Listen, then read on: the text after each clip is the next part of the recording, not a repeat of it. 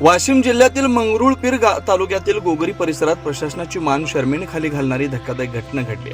मनरेगा अंतर्गत संत्रा फळबाग योजनेचे प्रलंबित अनुदान मिळावं यासाठी शेतकरी ऋषिकेश पवार यांनी विचारणा केली असता तालुका कृषी अधिकारी सचिन कांबळे यांनी थेट शेतकऱ्यावर फुटाणी मारहाण केल्याची गंभीर घटना समोर आली. या संपूर्ण घटनेचा व्हिडिओ सध्या सोशल मीडियावर प्रचंड वेगानं व्हायरल होत असून सर्वत्र संतापाची लाट उसळली आहे.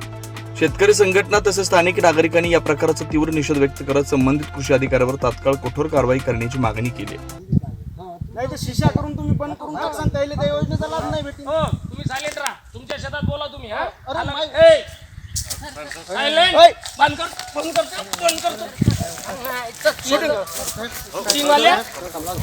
दांगडू करून करायला फालतू शहाणपणा ते फालतू दुसऱ्याच्या वावरात जाऊन दांगडा करायला लागला तू.